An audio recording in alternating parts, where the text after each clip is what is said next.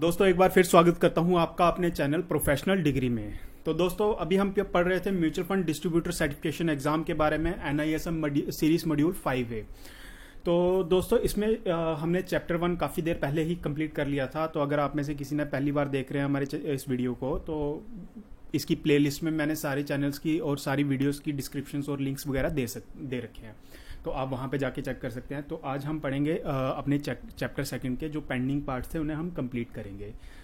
तो स्टार्ट करते हैं। चैप्टर 2 में अभी तक हमने पढ़ा है कंसेप्ट ऑफ म्यूचुअल फंड्स। तो ये सेक्शन अभी हमारा कंप्लीट नहीं हुआ है, हम इसे कंटिन्यू करेंगे। चलते हैं पेज नंबर 35 पे, देखते हैं। तो अभी तक हमने इस चैप्टर में जो पढ़ा है कंसेप्ट ऑफ म्यूचुअल फंड्स के बारे में पढ़ा है।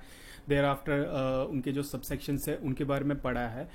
Role of mutual funds, investment objective of mutual funds, thereafter जो भी टेबल्स वगैरह थे इसमें, and investment policy of mutual fund, thereafter in important concepts in mutual funds, recurring expenses, net asset value, asset management, mark to market, advantages of mutual funds for investor।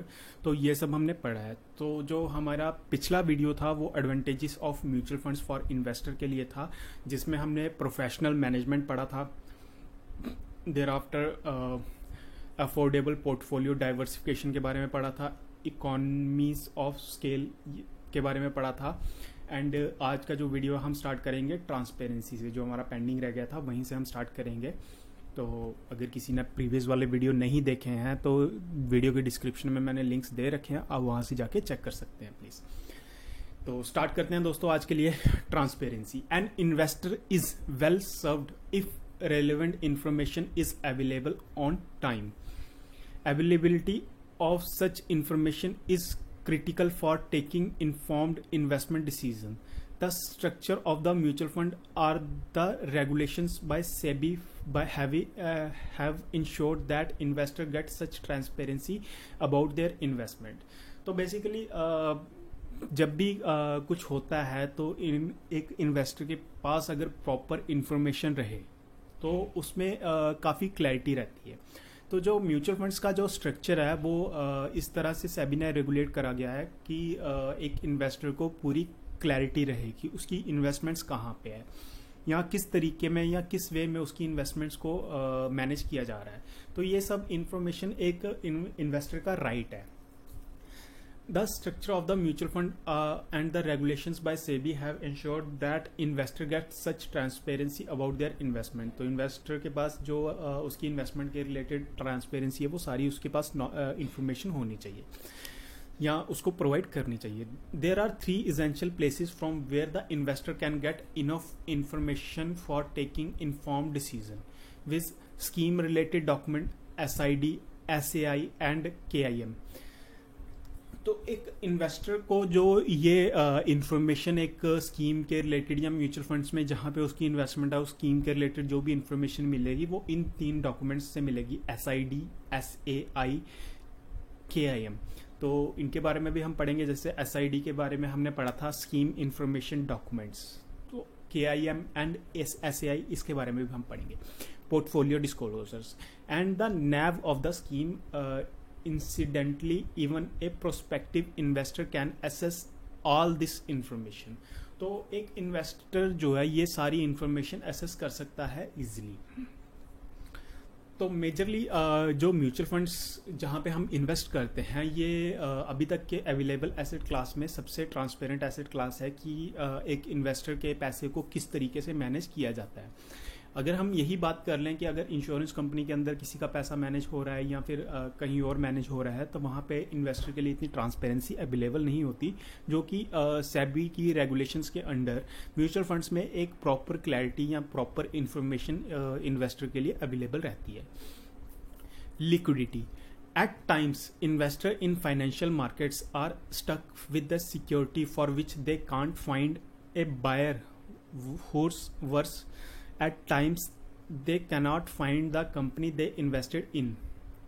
तो liquidity की अगर हम बात करें तो mutual funds के अंदर या फिर अगर किसी और एसेट क्लास की बात कर लें कि जिस तरह से अगर किसी ने प्रॉपर्टीज में इन्वेस्ट करा है तो जब उसे प्रॉपर्टी इमीडिएटली अगर सेल करनी पड़ती है तो उसे इमीडिएटली बायर नहीं मिलता, उसे बायर ढूंढना पड़ता है, या फिर उसे अपनी प्रॉपर्टीज़ को सस्ते दामों पे बेचना पड़ता है कि अगर उसे बहुत इमरजेंसी फंड्स की नीड है। तो इस तरह की जो इन्वेस्टमेंट्स रहती हैं जहाँ पे हम जल्दी से पैसे को लिक्विडेट नहीं कर सकते, उन इन्वेस्टमेंट्स को इलिक्विडेट इन्वेस्टमेंट्स बोला जाता है।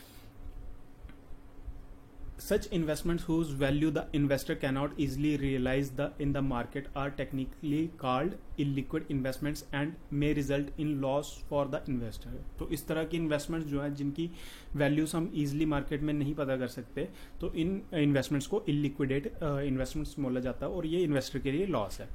Investor in a mutual fund scheme can recover the market value of their investment from the mutual fund itself depending on the structure of the mutual fund scheme.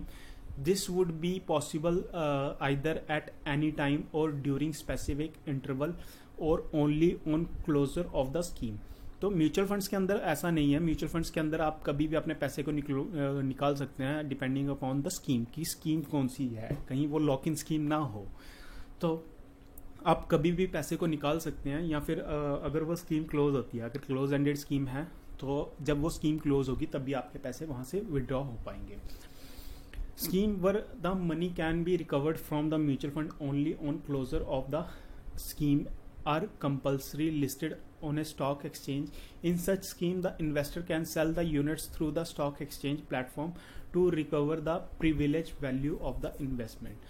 तो जो स्टॉक म्यूचुअल फंड्स रहेंगे तो वहाँ पे investor कभी भी उन funds को सेल करके अपने पैसे को लिक्विडेट कर सकता है। If a material develop takes place related to investments in mutual fund schemes then such information is made available on time. This helps an investor to take an appropriate action, including taking out the money from a mutual fund scheme. This combination of transparency and liquidity enhance the safety।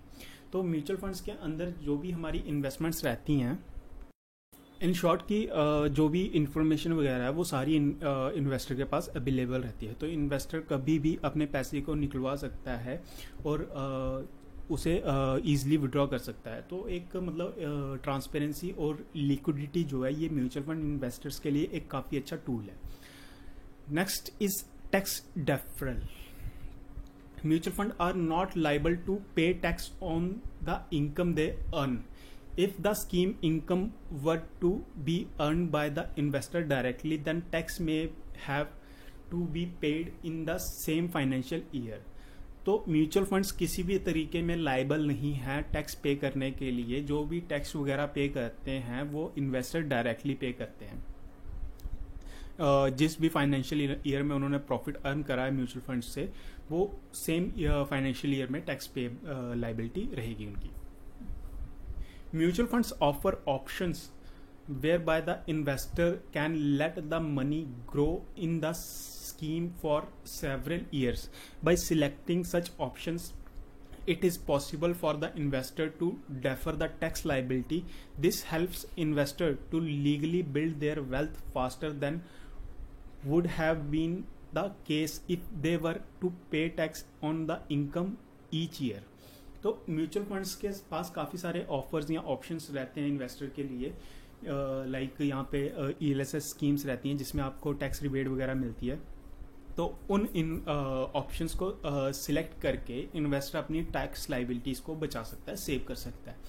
तो एक tax को बचाना मतलब अगर आपकी income में 20% के slab में आप फॉल कर रहे हैं, 30% के स्लैब में आप फॉल कर रहे हैं, तो उस स्लैब में अगर आप 30% या 20% म्यूचुअल फंड्स के थ्रू सेव कर रहे हैं तो दैट मीन्स वो 20% 30% आपका प्रॉफिट पार्ट ही है। जितना भी आप म्यूचुअल फंड्स में के थ्रू सेव कर पाएंगे, किसी भी और टैक्स जहाँ से आपका बचता है वहाँ पे अगर आप इन्वेस्ट करते हैं तो जितने परसेंट की आपकी टैक्स स्लैब थी उतने परसेंट का आपको डायरेक्टली वो प्रॉफिट ही है।